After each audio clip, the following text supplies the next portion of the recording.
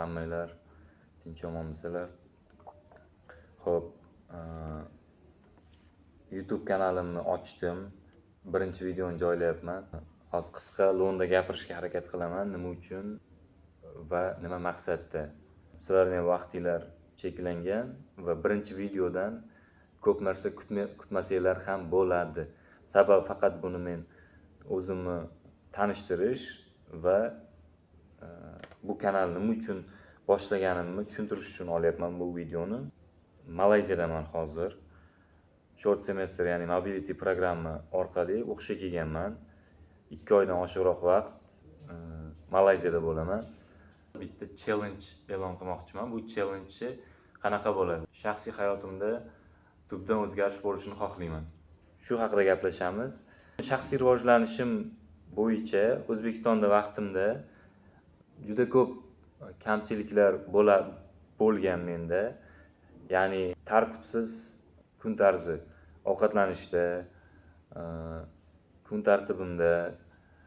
Xullas, aynan mana shu kamchiliklarni bartaraf etish uchun bugun men video olishga qaror qildim. Menda YouTube'ga video olish g'oyasi ancha oldinroq bo'lgan. Bir qancha videolar YouTube'ga joylaganman, lekin shaxsiy rivojlanish, sport, psixologiya, shunga o'xshash sohalarda hali o'zimni shaxsiy blogimni yoki kontentni yaratib ko'rmaganman. Ijtimoiy kruglarda, oilada, shaxsiy hayotimda qaysidir ma'noda o'zgarish bo'lishini xohlayman. Bundan buyog'iga bunaqa tartibda yashasam hayotimda o'zgarish bo'lmaydi. Sport bilan muntazam shug'ullanaman. Menda taxminan 4-5 yildan beri muskul massa faqat, hech qachon yog' bo'lmagan. Unaqa kuchli dieta yoki ratsionim yo'q, lekin harakat qilaman, muntazam shug'ullanishga va sog'lom ovqatlanishga harakat qilganman shu paytgacha. Hozir bitta narsani aytib o'taman.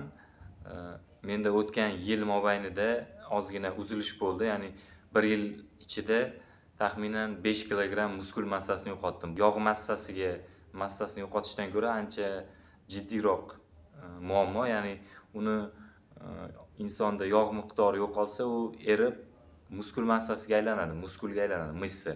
Lekin bizlarda agar mishsa yo'qolsa, bu energiya degani, ya'ni 1 kilogramm muskul massasida, mishsada taxminan 3000 kilokaloriya energiya bo'ladi.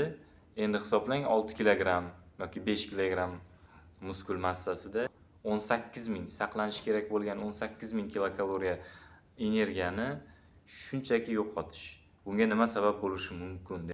Inson tanasidagi to'liq massa umuman yog'siz holatda saqlaganman. Deyarli buni iloji yo'q. Kimdir aytishi mumkin, yo'q bu mumkin emas deb, lekin men buni qilganman.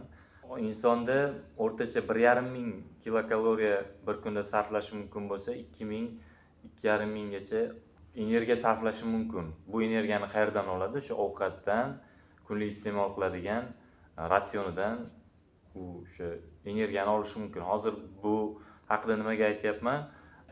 Uyqu kamligi, tartibsiz ovqatlanish muskul massasi yo'qolishiga sabab bo'lgan.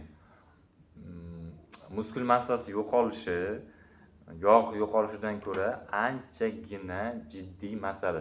Inson yog' yo'qotsa, tanada kuch to'planadi, ya'ni yog' erib muskul massasiga aylanishi mumkin. Lekin tayyor muskul massani yo'qotish bu qo'pol qilib aytganda fojia. O'sha yo'qotgan muskul massamni yaqin 2 oy, 1,5 oy ichida qayta to'plamoqchiman, formamni qayta tiklamoqchiman. Videoni qilishimiz asosiy sabablardan biri ham mana shu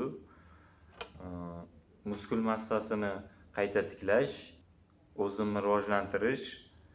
O'zbekistonga qaytganimda o'sha shaxsiy hayotimda tubdan o'zgarish bo'lishini xohlayman. Hammaga kattakon rahmat, sog' salomat bo'linglar.